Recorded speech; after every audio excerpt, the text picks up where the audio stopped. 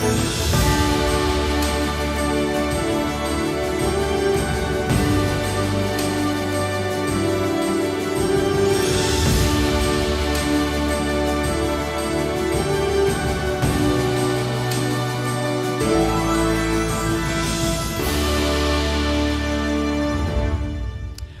to a very special edition of the Park Adventurers Club. I'm your host, Rob Whiteside. Thank you guys so much for being here. We appreciate you. If you haven't already, please subscribe to this channel. It's called the Park Adventurers Club. We do lots of fun stuff here, so please join us and also give this video a like as it helps people to find us. Tonight, we are talking about the Disney Disability Access System, the DAS program, and is it broken? This has been definitely a big controversial hot topic in the Disney sphere, and I brought together some people here to talk about it with me, including our good friend Stephanie. What's going on? Hey everybody, happy to be here, Rob. And our very special guest, Disney enthusiast, it's MC. How are you? Hi. Excited to be here. Thank you for having me.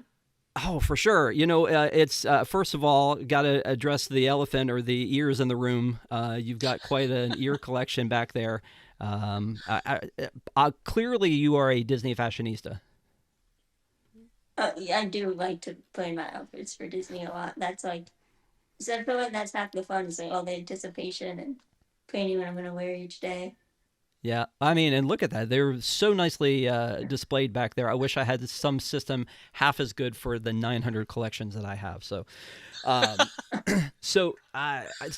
you guys are friends, right? Stephanie and MC are friends. I got to meet MC when we were at Disney's Animal Kingdom, and we kind of got to talking a little bit, and we were talking about all things Disney, favorite rides, favorite person, Stephanie, all that kind of stuff. And so while we were talking about the DAS system and, you know, the question of, is it broken? So what I want to do is first I want to kind of talk about the DAS system and how it got to where it was. And then we kind of will talk about where it is from there. So we're going to kind of freeform this as we go along. But I wanted to try to cover all bases here and actually start with FastPass. If you guys remember FastPass, the ticketing system where you get the paper FastPass, and you know, I was always designated the guy, like my dad would give me all the tickets, and I would be like, it's rope drop. It was you. I was rope drop, yes. And I'm the guy that had to schlep over to Toy Story Midway Mania so that I could like do the 18 cards in the Feed system and try to, yeah, right. To try to get that done. And that it was this big move from the idea that you had to stand in line to now you could get a reservation. If you ever watched Defunctland, there's a great episode on there about lines and line movement and how that works. And so my first impression when this would happen is that there'd be the haves and have-nots. The people who don't know what's going on wouldn't know about FastPass, really, I don't think. And so if you were like a Disney expert, and I think that we were all feeling like we were Disney experts, we would hack that system. We would go and use the FastPasses. We knew when we could get our next one and all that. And then in 2012, they introduced My Disney Experience with the Magic Bands and the going on the app and pre-planning your fast passes. They were still free, yes, but you would choose 3 before you went, and then they put them into tiers, and then you know the system changed. So because of that, in 2013, the DAS system was born. So in 2012 was the My Disney Experience. 2013, the DAS system was born, and then that kind of kept evolving until something happened in 2020 where they shut down the parks, and then they were like, wait a minute, we've shut down the parks. I've got a great idea. Let's just get rid of the FastPass system. We won't call it that anymore.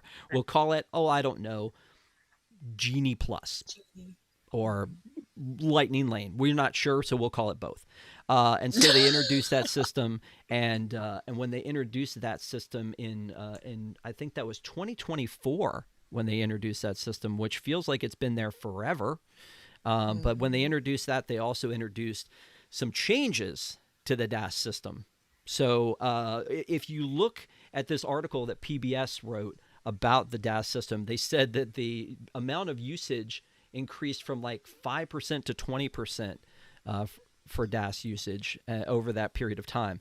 I think what was different was FastPass used to be free, people may have been starting to take advantage of that system. Stephanie, do you think a lot of people were wrongly in the DAS system? I don't know if they were wrongly in the DAS system, but I do know that when we talk about VIP tours, how expensive those have become. And, you get a set amount of time, 7 hours. You have to pay for more additional hours if you want to do that. That is through Disney, right?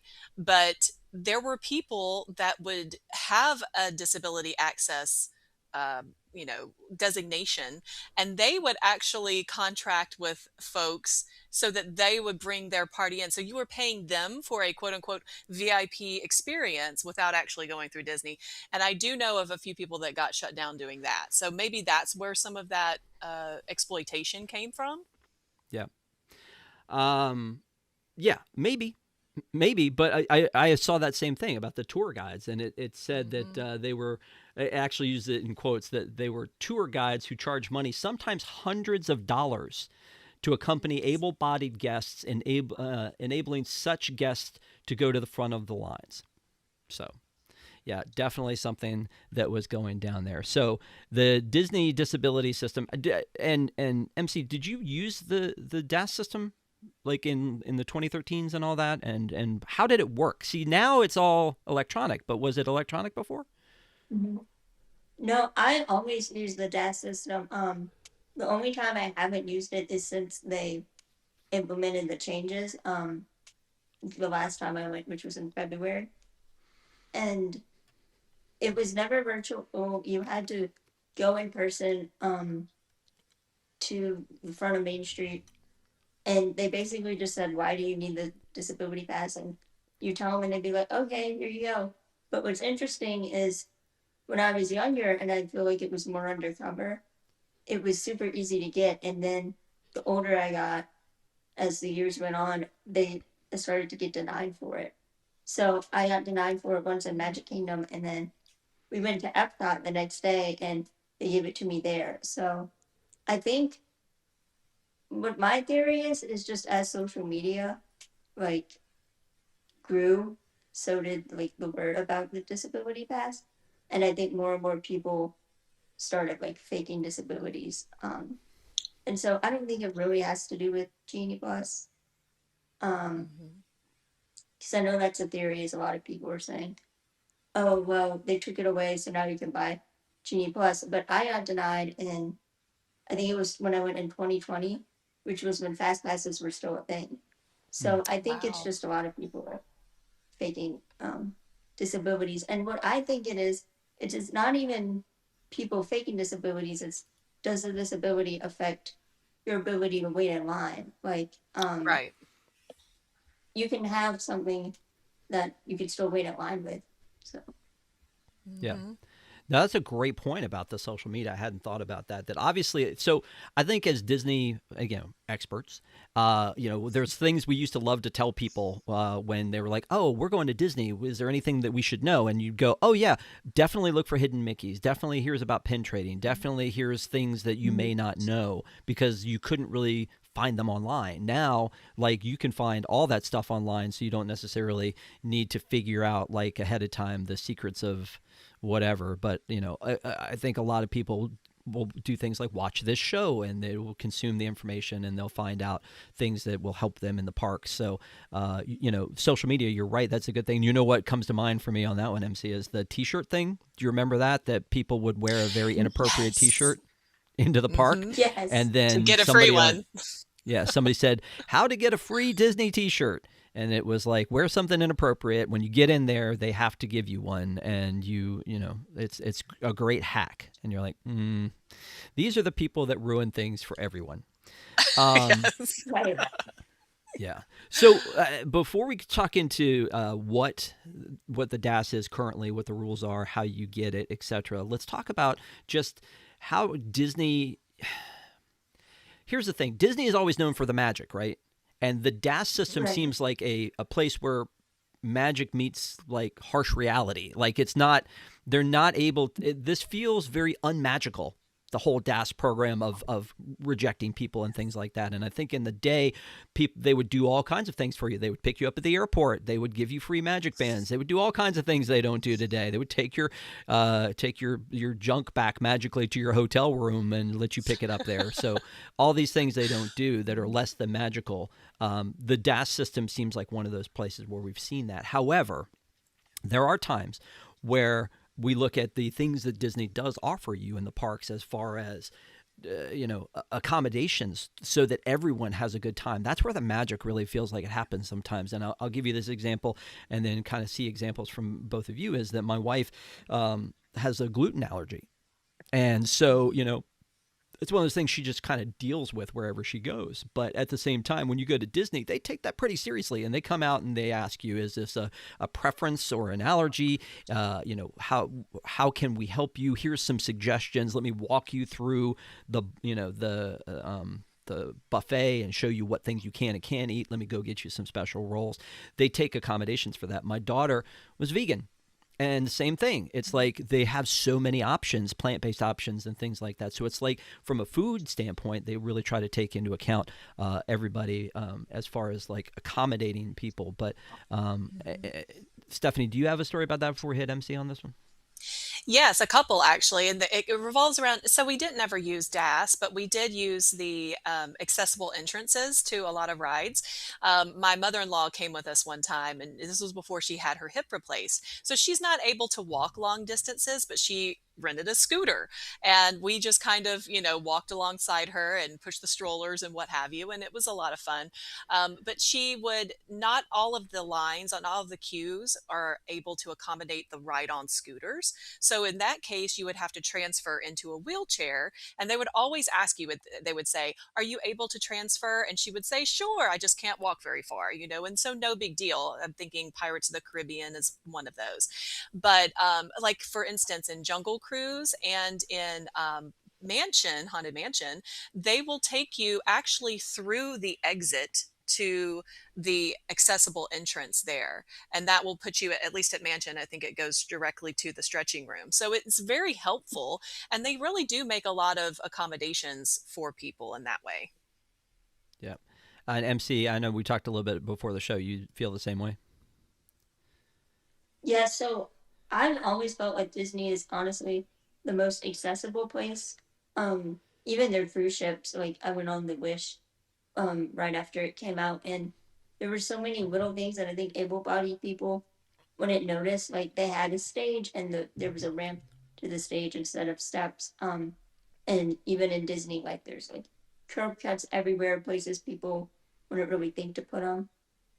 One of the most helpful features for me is I don't know if you guys know about this, but they actually have ride vehicles that it's not on all the rides, of course, but my wheelchair can go into them. So like Yes, Winnie the there's like Pooh. a ramp that drops down, Winnie the Pooh, Figment, and then even on rides that I do have to transfer, they'll have ride vehicles where the door opens more than it does on the other doors, so I can like it's not as narrow for me to get in. Does that make sense? Yeah, that's great. Yeah, you know what? And it's interesting. You said we may not know about those things. There are a ton of those things that I find out about accidentally. I was at Universal Studios and I was riding. I don't know if you've ever done Forbidden Journey, but Forbidden Journey, there's a load dock over to the Oh, wow. side where they will load you if you have a disability. They will load you in a place where it's not moving and it's stationary, and then they feed that into the line with just like the rest of the cars, and then when it comes back, it comes off again. Mm-hmm. They That's needed cool. that when we were on there, and so they offloaded us there. And I was like, wait, what is this? Like, what is happening right now? Same thing with Space Mountain. I don't know if you have you been to Disneyland, MC? Yes, but I don't do the roller coasters. No, that's fine. But they have for Space Mountain, they have the cars move over. I don't know, Stephanie, if you've seen this. The cars move over Mhm. to the side, and then there's a track switch that brings them back to the middle, launches you out, and when you come back around, it pushes it back over to the side so that you can do things like, get in and out without there being a hassle. It's the same thing that I noticed with the Skyliner, like that they have this That's true.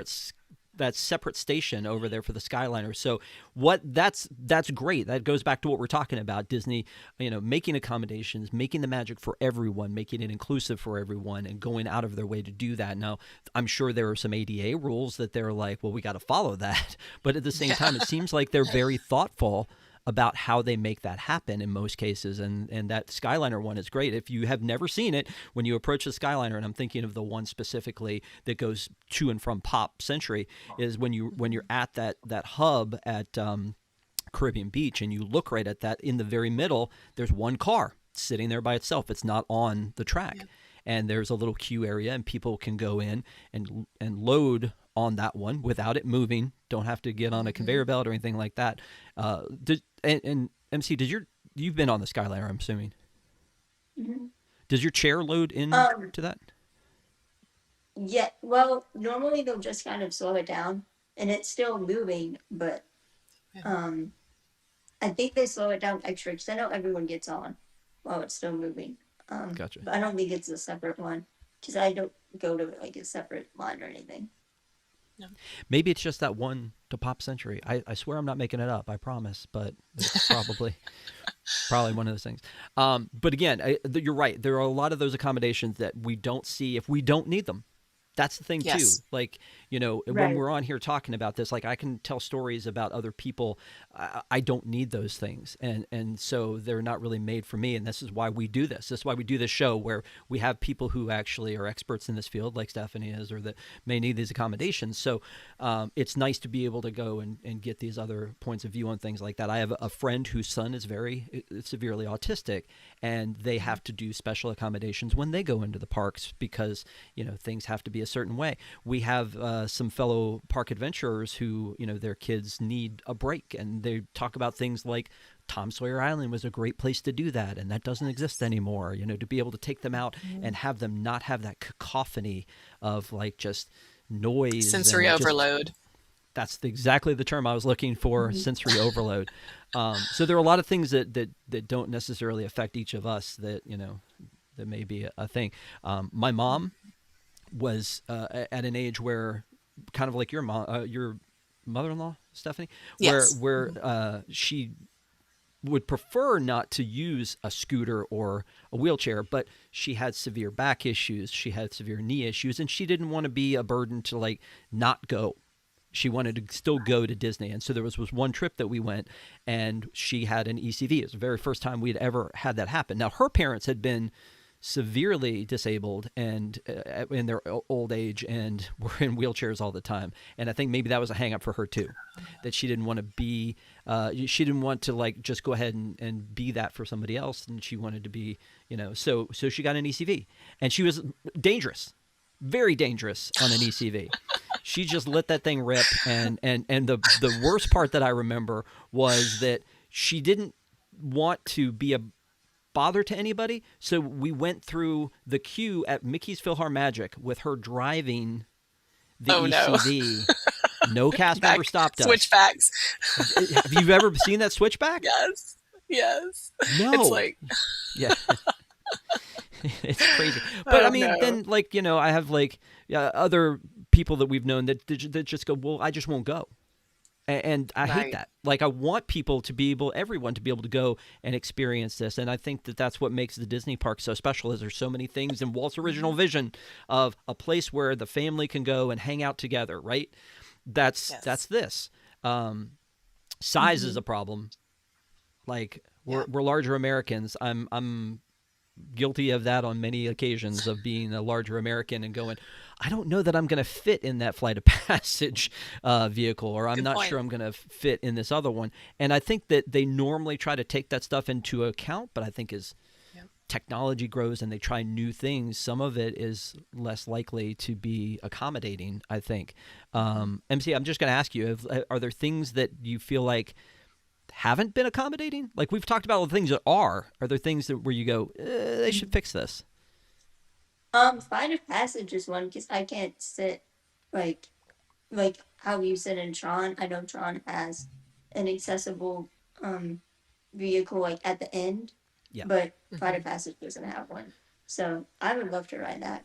So hopefully maybe one day they'll add it. And then I do think there are some rides that they could have a wheelchair vehicle. For example, Mickey and Minnie's Runaway Railway. They have like a separate Oh, loading yeah. station. And the door opens extra, which is great, but I don't see why that's a ride that a wheelchair can't go in. Good point. Yeah. Yeah. So yeah, again, I think they do a great job of accommodations. Not to attack Epic, because we love Epic, but We I love want to Epic. bring up, but I want to bring up the fact that as far as the larger Americans go, that I've talked to some people that are like, there's nothing there I can do, because a lot of Oh. it is roller coasters. And and then sometimes that's a preference, MC, about roller coasters. Like you just don't want to, you just don't want to do them. Right. There's a lot of roller coasters, differently themed, but there's a lot of roller coasters. Obviously, you have a couple dark rides like Ministry and Monsters that probably you could do. But the lines for Ministry are insane. But like even Yoshi was a problem for some people, which seems like why? Oh, really? Shouldn't Yeah, be. Yeah. And to even get up to it, you have to take two flights of stairs, I think. I mean, you have to you go up the escalator to get into the land, but the actual Yoshi ride, I think they do have one elevator they to do. help for accommodations, but it's few and far between. Oh, I was going to say another thing with rides for me personally is how bumpy they are. So that's another reason I haven't rode Space Mountain is because I've heard it's very jerky. But I've been on Slinky Dog or Mine Train because those are really smooth. So that's another thing just to think about. And obviously, like not everything is always going to work for every person every time, but um, and I do think the newer rides are a lot better about that sort of thing. Yeah. Well, I I mean, agree. they have so many e-stops on some of the older attractions, like Haunted Mansion, like has a lot of e-stops because I don't think obviously it's a much older attraction, probably doesn't have the infrastructure to just have some separate place to load. That's why again something like Mhm. the Harry Potter and the Forbidden Journey, I was just like, wow, that's crazy. Same thing though you mentioned with Tron is that that's not something you would normally recognize unless it's something you needed. Is that last Right. passenger seat that's on there? Um, you Right. know, so um, let's pivot a little bit and talk about the DAS program in general and how it exists now, because I feel like it's interesting to me that the changes they made. We've seen a lot of videos on Mhm. TikTok of people who need this system and can't get it Right. because they're like, oh, you're in a wheelchair, that's fine, you can wait, or hey, somebody was like, I tire easily because I have cancer and I'm on chemo or whatever, and they're like, nah, that doesn't really seem right either. I feel like they've really kind of buttoned this up too much, in my opinion. Again, not like I don't have any skin in the game other than the fact that I look at the people who are not who are being turned away, and I go, how could you turn them away in general? And then also you're Disney. Like we talked Right. about, like accommodations and the magic and all that kind of stuff. This article from PBS says that before the changes in 2024, that the percentage of guests from DAS passes jumped from around 5% to 20% over the past dozen years and showed no signs of slowing. And that was kind of my guess earlier before MCU brought up the whole thing about social media, is that like that people were like, hey, I can avoid having to pay for the Guardians Lightning Lane single pass or the multi pass Lightning Lane for the day, or the, God forbid, the Lightning Lane premiere, which is $440 for a Magic Kingdom per person for the day. Um, but yeah, it's kind of insane. But Stephanie, let me ask you this question, and you may just go, Rob, that's the dumbest thing you've ever asked me. So buckle up. Probably. No. Is Yeah, wouldn't I don't think that Disney, not only does Disney not, and again I could be wrong, accept doctor's notes, Hmm. but they don't ask for them. Wouldn't They that don't even solve want to the look at problem? them. Okay, so there's a lot of forgery too in that realm of things. But from a medical standpoint, think about you go to your regular doctor's office, you have to sign a lot of forms. One of them is the HIPAA. It's the medical disclosure form, and you're saying, yes, you can disclose my medical information to these select people with whom I am very close and I'm okay with them knowing everything about me, right? When you're going to a Disney park and you don't have DAS, you're having to go up to one of the maybe teenage college program workers that are standing at the entrance, and you're having to say, look at me, this is what I have, my medical history here, and you're having to do this repeatedly. I think that that is putting the person coming to the park at a disadvantage, and almost traumatizing them having to repeat, what is going on with them. Two people who are also listening as they're standing in queue. You don't know these people, and then you're putting the poor cast member, from a cast member's perspective, having to tell this person no. That's terrible. I mean, what do you say? Of course, let come in. So I disagree with that wholeheartedly. The other things that I think it's epic. Universal as a whole. SeaWorld, Six Flags, I know does this. Maybe Knott's Berry Farms, some of these other places, they use the International Board of Certifications and Continuing Education Services. I think that's what the acronym is.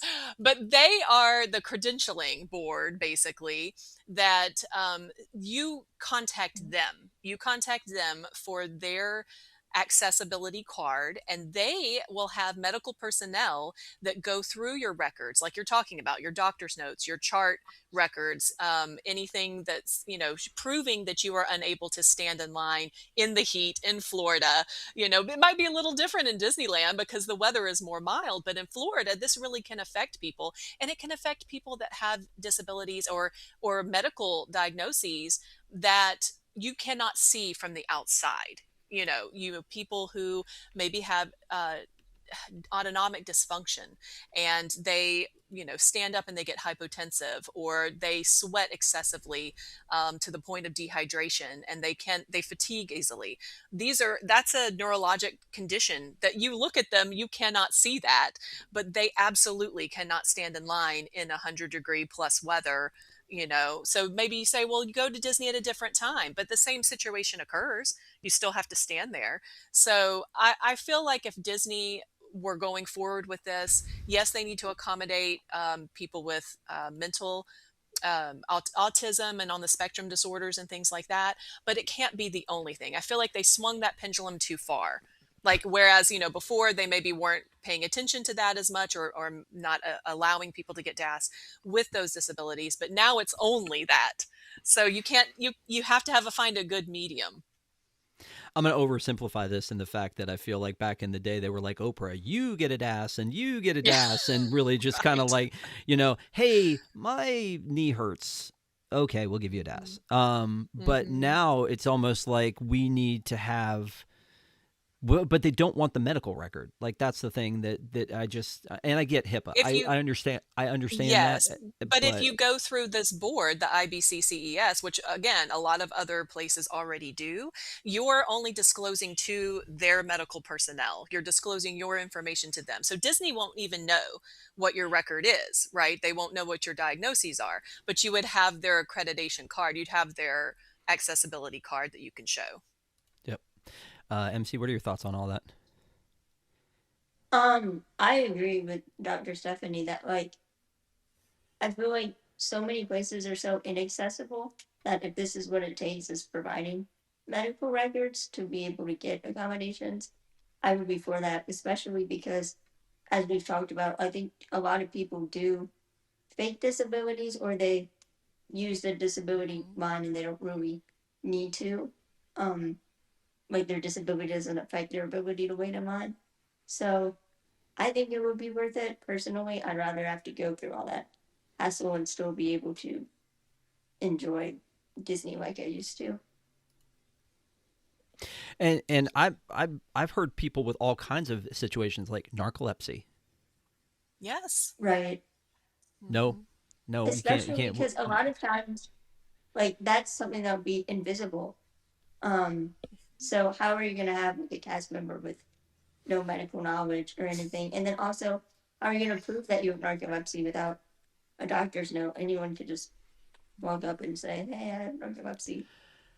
Which is another thing with autism too. It's so odd because that's usually an invisible disability. So I don't know why that would be like the one rule. Anyone could walk up and say, "I'm autistic," and they're just lying. So Going back to your point about are they denying people so that they have to be forced to be buying their premier access or whatever every day, and in order to get into the faster line, I feel like doing you are doing a disservice to the person coming. I almost said patient, but to the person coming that has a physical accommodation, a physical disability that needs accommodating. But then you're on top of that, you're adding insult to injury almost, because you're like, go ahead and pay me extra so that you can get into this line, And I feel like that is where the social media comes into play, because people are bringing this to the forefront and like, look, this needs to change. This policy is not good, for anyone. mhm. And that's part of the problem, I think, with the paid fast pass in general, because we went from one Mhm. system to the other, and they were like, "Oh, this is bulletproof." This is not, because fast pass. Oh, that doesn't exist anymore. But the lightning lane is something I'm sure you're going to want to pay for because it's going to help you to skip the lines. It's not cheap. I mean, if you're just doing a multi pass, which doesn't, and again, here's the problem: is it doesn't guarantee you to get on either, the That's true. multi-pass. So the multi-pass one, if you're doing a multi-pass, you may get, your 3 attractions or whatever, and you're paying roughly $30 a person just to do 3 or 4 rides during the course of the day, times, a family of yours, like you have 80 people in your family, would have to pay so much money to get in there. It's ridiculous. I liked it better, and I know we all did. I liked it better when you could get, Mhm. X amount for free, and then again, it's not the haves and have-nots. It's everybody gets this. So I Exactly. like that system better. The other thing about it is that Universal, yet during this whole process, has been charging this insane amount for Express Pass, enormous Right. amount. They cost more than a ticket to the park. That doesn't make any sense to me, and yet people still do it. As a matter of fact, we were at Epic one day, when almost all the rides were closed because of the cold recently, and people were, and the express lane was sold out. The express pass was sold out for that day because people, like, there's less things you can get on, so there's more need for you to be able to get it. But there's a different. If you walk up to an attraction with an express pass, you go, "Here it is," and they go, "Come on in." As Yep. opposed to the lightning lane is you go onto the app, you schedule a time. If there's none left, you're out of luck. If there is one left, it may be, what do we do to kill the next 3 hours? So it really kind of becomes another secondary game that you're playing there. So if you have the money, something like an express pass, which exists now with the lightning lane premier, you can do.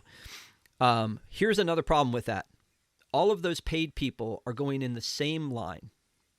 The Yes. same line. Now, here's the positive about that is then you don't know if I have a disability if I'm going through there, because I could just be a person who paid. So there's no thought about it from that general direction, like, oh, what's wrong with him? Because it Hmm. could just be that he just has money to burn. That's why he's in that line. But on the other side of that, people who need this system because they can't wait in a line, you just made that line so much longer for them with all of the things that you just sold in here. And I saw that with, like, Harry Potter and the Ministry of Magic. That one, even with I think they call it an AAP at Universal, you're Hmm. still looking at 30 minutes inside that queue of Right. wait time if you're Mhm. skipping the line. Same thing as we've seen it a million times outside of Spaceship Earth or Big Thunder or any of those when it was open. Is the guy with the stick that says Lightning Lane ends here, and Starts it's here. Yeah. Hmm. much longer than the standby line, because they've oversold that. And again, if I need this access, that you just made it that much worse. And MC, this is kind of controversial, and I'm sure you would probably say yes, but don't you think there needs to be a separate line for the people who have paid versus the people who need it? or am I wrong? No, I definitely agree. And I think that it needs to have the documentation like the other parks are doing, because otherwise people will just find out about that line, and then that will be like another super long line. Um, but I think also part of it, just like regardless from disability, is Disney is so much more crowded than it used to be. And I think that's why fast passes were free, because the line, it worked to be able to give away free fast passes. But now if everyone there gets 3 rides that are free, then the line's gonna be just as long. So I think part of it is just gonna be crowds, but yes, I do agree with you. You know what's so funny is that we were off camera and Stephanie and I were both nodding at what you were saying. Like, yep, the parks are way too crowded. That's why I cut back to the 3 shot, because yeah, they're way too crowded. Let's stop in and talk about what the DAS program looks like right now. So in 2024, it was December 2024 that I think that they made adjustments to DAS. And again, there's a lot of stuff that we miss as Disney Parks fans that used to be there. Like I talked about before, is the package delivery back to your hotel and the magic bands. And for a minute, they actually took away resort parking, that you had to pay for resort parking. And then they're like, no, we didn't mean it. They took that back. The magic bands, the Magical Express, all of these extras that we used to get are gone. And so, it makes it harder when the price of the ticket goes up and up and up. Price of the hotels goes up, but the services and the things, the magical touches that Disney used to do kind of go away. So right now, though, I was looking at the DAS system on online, the page that Disney has, and it says Disability Access Service. Learn how this service supports guests who, due to a developmental disability like autism or similar, are unable to wait in a conventional queue for an extended period of time, plus learn about the registration process and the usage guidelines. So, again, it's basically saying that if you need anything else, and I saw a video on TikTok of a girl who had a respirator and was completely immobile in a wheelchair, and they're like, nah. Like, I mean, it seems right. It seems ridiculous, right? So here's the process: is you have to register for a live video chat, and then you request a return time after you registered and entered the theme park. This is actually, so you have to register and then get approved. Then you go in and then you request a return time. So it's, again, you have to request the return time, and it's usually, if it's this, what I'm thinking is, if it's an hour to get on Tiana's Bayou Adventure, then you get a return time that's 60 minutes from now.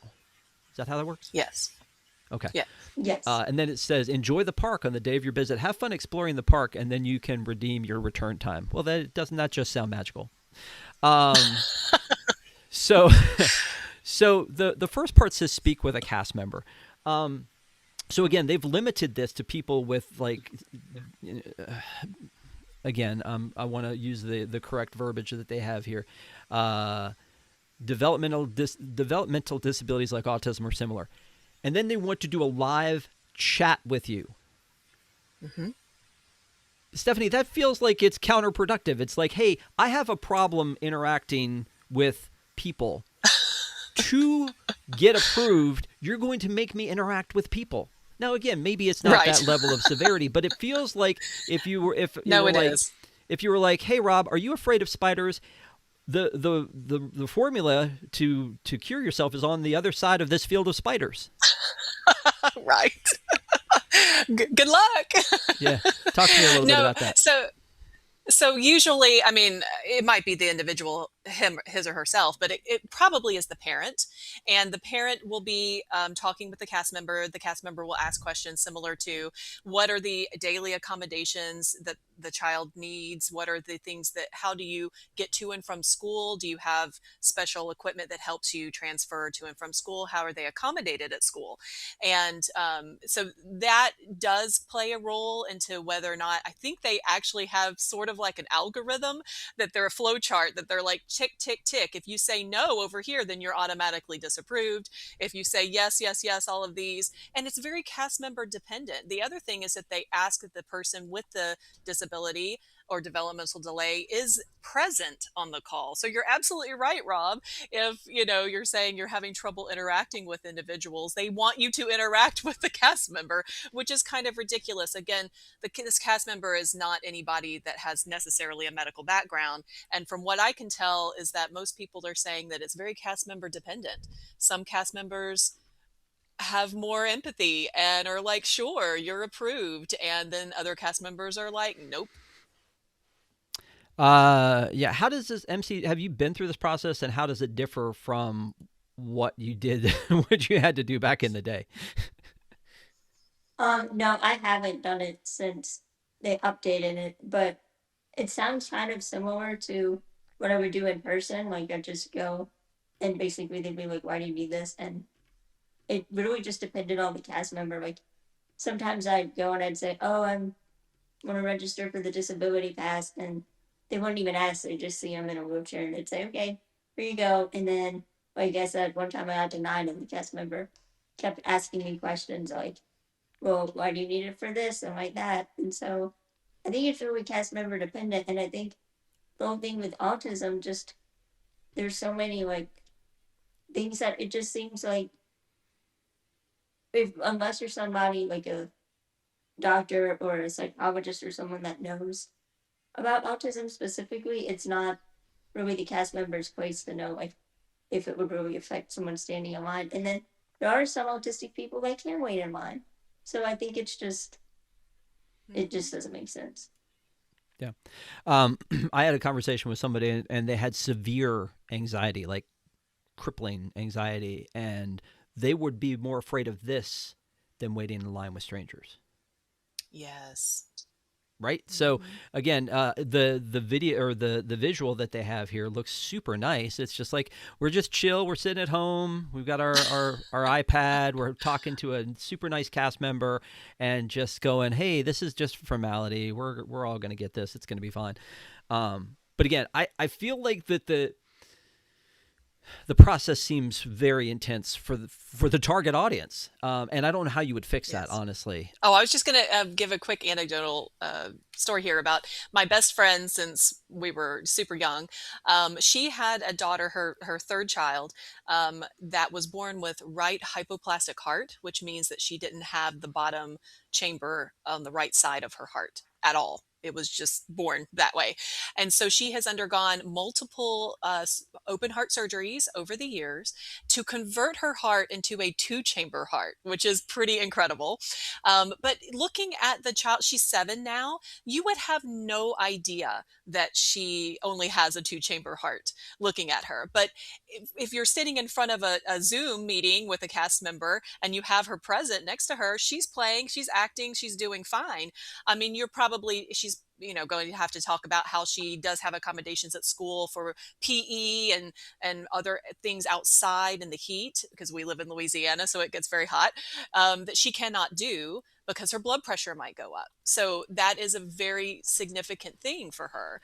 And I'm just going, you can't see that from the outside, but that is something that if they're not accepting medical records for, how would you know? Yeah. No, that's the same. Right, I I agree, especially because like Go ahead. as a wheelchair user, like I don't apply for disability pass because I'm in a wheelchair. It's because of my chronic pain. So, and I think that's why that cast member denied me because I think she was just thought I was making it up or something. I don't know, but there's so many things that you won't be able to see that are valid. Well, this is going to sound again very ignorant, so please forgive me. Is if you're not able to have a DAS, and outside of actually having to pay for Lightning Lane, if you how to the story that I was telling about my mother running through the ECV at Mickey's PhilharMagic, are there at least separate entrances that keep you from having to go through those switchbacks, or no? Um, I mean, I've used the Lightning Lane last time I went. I think it really just depends on the ride. Like Haunted Mansion, like I said, it is a Yes. separate entrance. But I haven't like ever gone and just done standby because I've used Lightning Lane. I think what Yeah. Disney would say is that your people in your party, if they're able to stand in standby and then call you, when they get up to the load. I know, and then you have to somehow get up there. Like Well, that's but not ridiculous. just that, but it's almost like, hey, let's have a great family day where my family waits in line, and I'll just sit at this, I'll just be in my chair over by this picnic Outside. table, Yes. doing Wordle, I guess, all day. Is that? I mean, is that is that Right. your recommendation? Like, it's designed to be together. No. Oh, I was going to say, when I was researching different people's experiences before I came on here, I saw someone and she was saying that they said she just would have to wait in the regular line, and then if she has an emergency, she can leave the line and return to the line with the rest Wow. of her party. But she was like, if I'm having a medical emergency, my party's gonna come with me. So it was just her and her mom. So especially for Yes. Disney, they say their number one rule for their cast members is safety. That's not very safe, especially like if the line is hours and hours long and it's an emergency. That's gonna take you a Mhm. while to weave in and out all these people. That's a great point. Yeah. Yeah. I think about some nightmare queues that I've been in that as someone who is able bodied, is it's a nightmare for me already. And like, again, I'm thinking specifically, it's like, I think we played this game once, Stephanie, on one of our shows about like what's the worst queue, and maybe it's time to revisit that again. But Yes. I think that it was specifically talking about the ones at Disneyland that were built in the 1955 era, like the Storybook Land Canal Boat ride. That Yes. queue it's like it's made for like only people 7 and under are allowed to stand in this line, because Yes. it's so tight. And then the same thing with the It's Jungle so tight. Cruise. There has an upper deck. What? That's insanity. And then you were talking about Yoshi and the elevator. My wife has had some problems with mobility from time to time, and so steps at Universal are all over the Right. place. I mean, it is Mhm. insane how many staircases there are at Universal, and a lot of it's probably due to space constraints that you have to go over the track and then back down. But I can't. I mean, there are so many where there's just like steps. I'm thinking specifically about Gringotts, because when you go and you ride Yes. Gringotts, you're in an elevator, which isn't Yeah. really an elevator, Hmm. and you ride the Hmm. elevator down, but you're not really going down, and then the door opens up and now there's steps up. What? Why didn't we just use this Hmm. elevator in a smart way? But obviously it's not really there. That's right. But it's just like, you have to walk all the way up. And the same thing with the Hmm. Mummy, and the same thing with all these others where you have to go all the way up to get Yep. to then come all the way down. That's the worst, is when it's just over the track. Hmm. Indiana Jones at Disneyland is like, you go all the way up, across, That's right. all the way down. And then, yeah. I mean, even Hmm. Guardians, which is a fairly new attraction, you've got Hmm. elevators. MC, Hmm. have you ever ridden Guardians, or are you just never going to do it because it's a coaster? No, I get like horrible roller coaster anxiety. Uh, but I know that there is an elevator, I think, by the exit because I've waited for my family. Yeah. Yeah. Hmm. Okay. Well, so it seems again to me that we've had this problem from 2024. In 2025, they were like, we're going to fix it. How did they fix it? They fixed it by just extending how long you can have a DAS. They didn't Hmm. change who could get it. They didn't change how you get it. Am I wrong in that? Isn't that the only change they made? They took out one word, only. Initially, it said only with developmental disorders, and then they removed the word only from their description of who can get this. And that people were like, okay, maybe we're getting more into the, normal accommodations kind of thing. It didn't happen, but yes, they took out that phrasing. They took out that one word. Yeah. Well, did that solve all our problems, MC? The word's out. Um, oh, No, no, it didn't. again, like the last time I went, I just used Lightning Lane, and then the time before that, I was still able to get the pass. So like, I don't personally experience it because I was just like, I'm not even gonna ask because I knew that I would get denied. Yeah. Hmm. So again, just thinking of like the outside public sort of impression on all this is like, like I said, it may be a little bit narrow-minded of me to think, oh, I think the reason is because people are trying to skip paying for the thing, or they just want to not wait in line, and so they're going to ask for one of these. But I do think that there was a problem along the way, whether it was because people could, like you said, with social media, or because they didn't want to pay the money, is that they would go to get this so that they could go. And now that makes it even worse, because if you don't need it, and then now you can bring how many people with you, like 5 people with you, so you don't need it and neither do the 5. It's either 3 or 5, right? But like, I think it's a you total of can four, It, maybe. oh, it's a total of 4. I think it's 4. Okay, so you can bring I've 3 had people 4 with you people. that don't need it. Okay. Then now there's like that many more people who don't need it. And Hmm. yeah, it's very frustrating. And again, for me, as somebody who loves Disney as much as I do, to think that they would not make these accommodations for people who, who again, this is a thing that they have problems standing in line, and either now have to cough up the money to do Lightning Lane, which again isn't going to get them all the way there, or they can't enjoy the parks. And I've seen some people say that online, like, I can't enjoy the parks anymore. I can't go. And I think that that's really, really sad. Is there anything else that you wanted to talk about in relationship to this one, MC? I know that we've kind of talked about a lot of things across the board about how we got here, where we are now. Anything in particular about the topic that you want to kind of touch on before we wrap up? I don't think so. I think the biggest thing, just for me personally, is I think Disney has to have a way that they can tell if the disability does affect someone standing in line. Because I think everyone, like, disability is such a broad term, and I think most people have one in some sort of way. And so I think it's just maybe either they have to be like very specific on their website and like list things, but then that's going to cause a problem too because it'll be something that they miss. I think that they need to have some sort of medical document or have some sort of like doctor or a nurse interview people who actually has a medical background. Yeah. Uh, I agree. all right. Yeah, I was going to say, Stephanie, same question. Anything we missed? No, I completely agree with MC. I feel like the Disney's putting themselves into this quagmire here. They're like, we already accommodate. And like we talked about earlier, it's a very good place to go on vacation if you do need accommodations, because they do have a lot of things Mhm. already set up in the parks.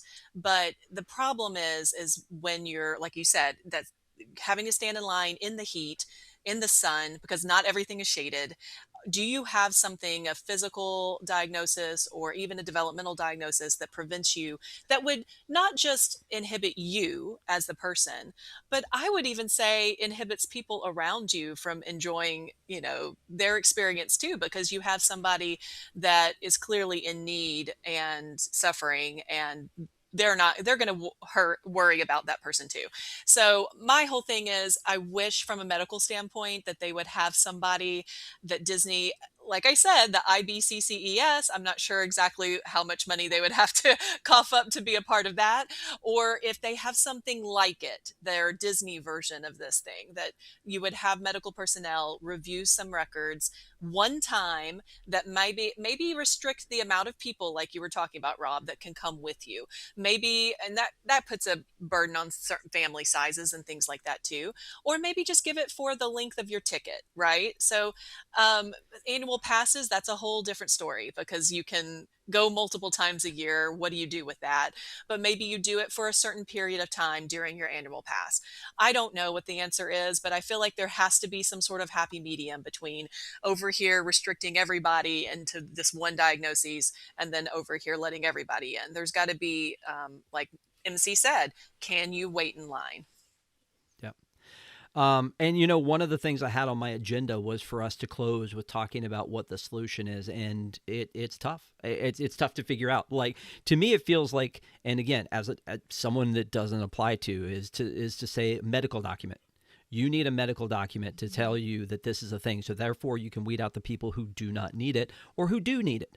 And then if that's the case, then it seems like that would be a thing. Now, I know that a lot of people, especially in the early days before all the crackdown, would be like, you can't ask me that, because they're certainly going to, if you're that defensive about it, I'm going to guess you didn't need it, because you're like, you can't ask me that, because Right. if it was something that I needed, I would gladly tell you this is the help I need. I think that, though, the answer is not necessarily on this panel here, but I think that the answer is awareness. And I think that's what we're trying to do, is bring some awareness to this issue that doesn't affect everybody, but it can affect all of us in different ways. Like you were talking about, Stephanie, people who can't wait in line, sometimes they may be now not only hurting themselves, but being a burden to people around them that will kind of, make that a problem in general. So that's, that's not the main issue there, but that's also a concern.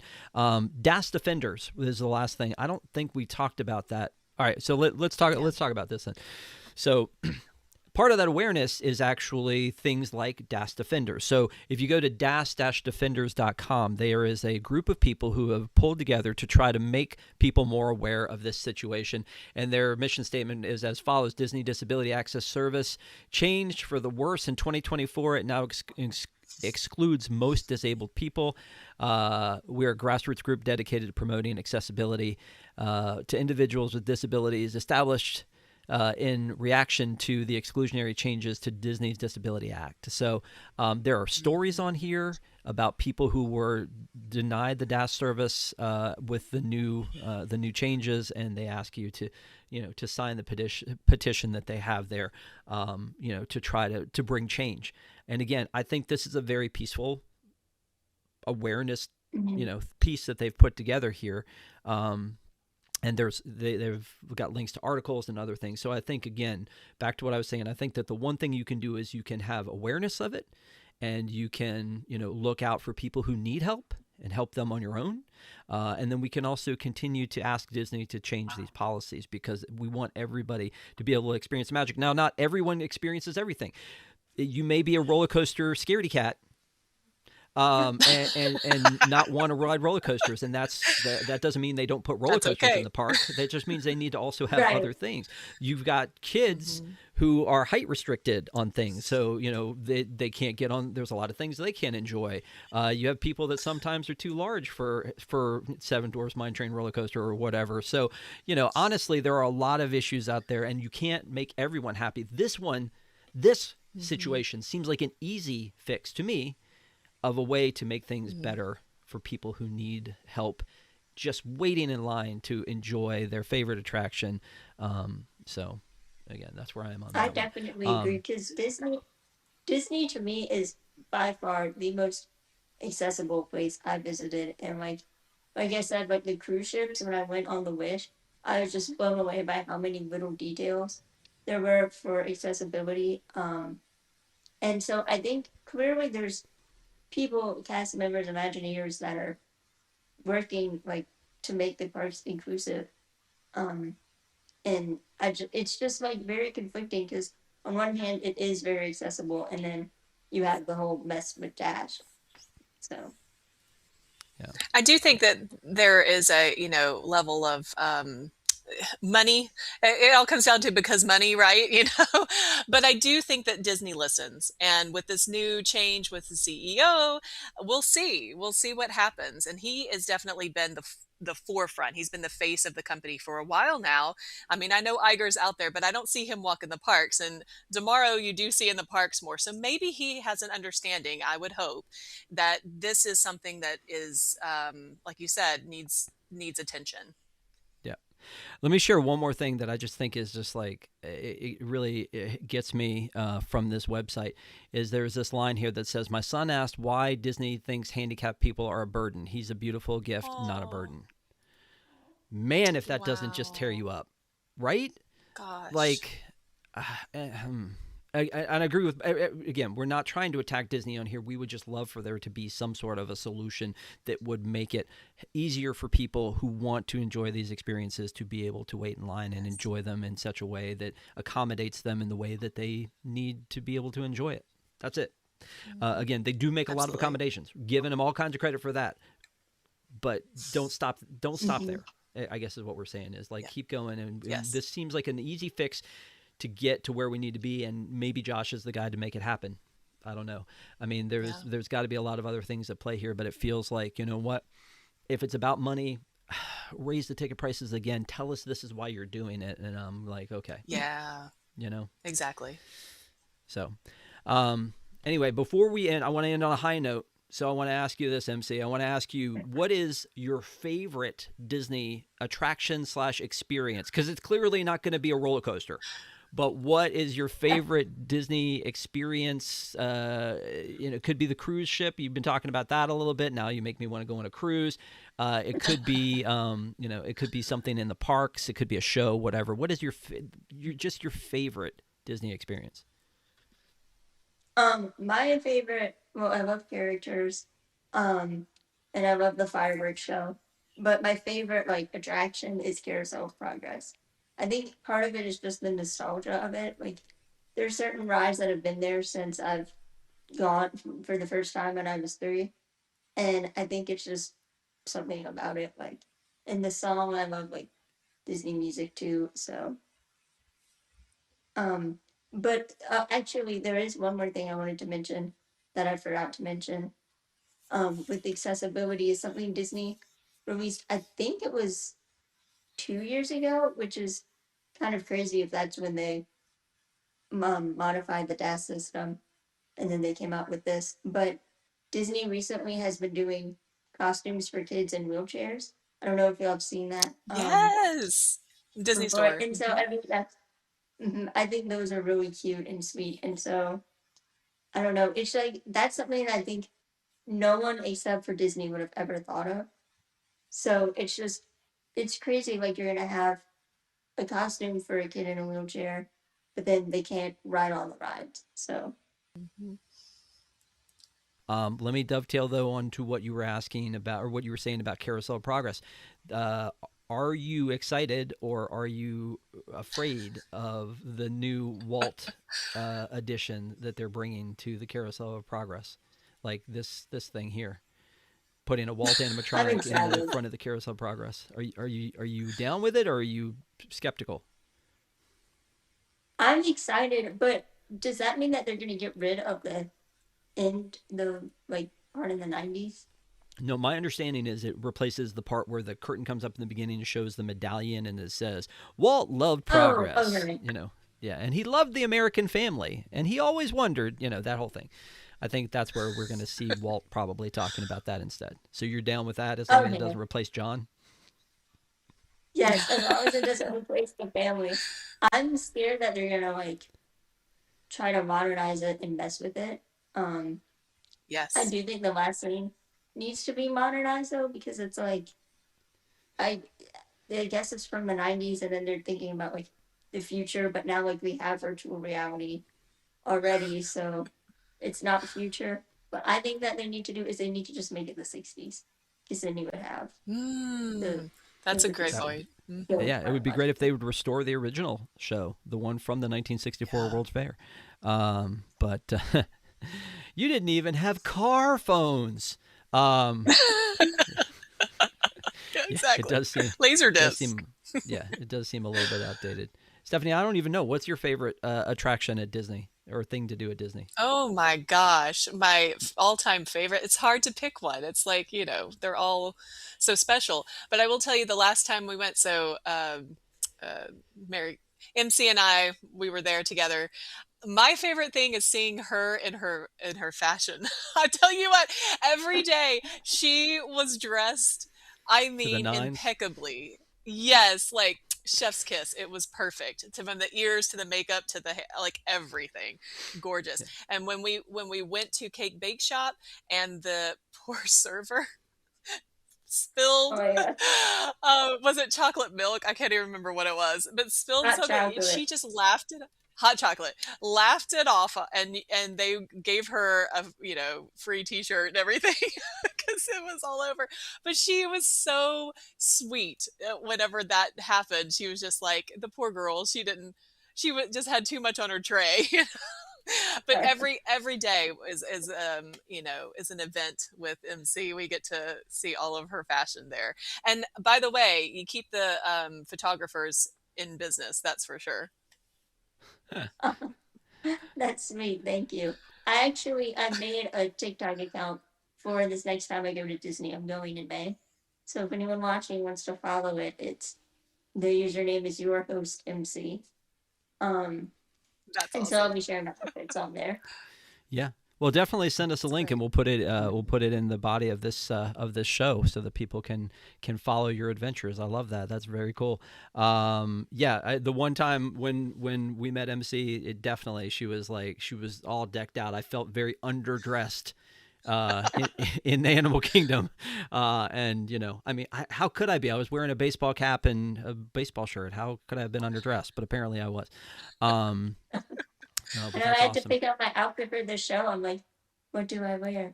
So It's perfect with your background. Well, that's why we have you listed as thank you. Disney enthusiast / fashionista. So awesome. Well, thank you so much for being on here, MC, and Stephanie for coming on as well. And you guys are a lot of fun. I can't wait to be in the parks again with you guys and hang out. And maybe there'll be some resolution to this by then, that they'll have some accommodations made. I feel like that there has to be something, even if it's just like an attraction a day or a couple attractions a day, as Right. opposed to just like free reign, something that makes it a little bit easier for people to enjoy it. So I want to give a special shout out to all of our pack members who are watching. The Park Adventures Club is our channel, and if you haven't already followed us, please do. We have lots of great content. Stephanie does a show called Castaways, where she interviews people that used to make the magic. Our friend Shannon does a show called The Happiest Days, where she talks in depth about her experiences at the Disney resorts and gives you her very candid opinions of all of the Disney resorts that are out there. My son does a show called Hakuna Trivia, where he does Disney trivia, and then of course we do our Park Adventures show every Sunday night, and then we do a review show called A Look on the Plus Side every Wednesday. So we got a lot of content here. But thanks again to our supporters. We love our pack members. If you want to learn more, you can go to patreon.com/GoPack PAC. Special shout out to our Zebra Mezzanine and our Treasure Room supporters. And MC, it has been a pleasure. Thank you so much for coming on, for telling your story. Hopefully we got some awareness going for this. And please leave your comments. Let us know what you think, pro or con. We want to hear your thoughts. Maybe you've got the answer. Maybe you're like, oh, it's just this, and you can solve everybody's problem. So Thank you so much have for having me. I had so much fun. good. Maybe you'll come back. And then Yes, we I would can't love wait to. to see. Please change out every single one of those ear things behind you, and then we'll make sure if you can, just to. I have enough. It goes all the way like up to the top of the wall, and then a whole It drawer does. filled with more ears. Because I ran out of room, so I'm gonna have to put them somewhere else. Well, we can't wait. Thank you again. Thank you, Stephanie. Thanks everybody for watching. Have a great week, and remember, adventures out there. We will see you next time.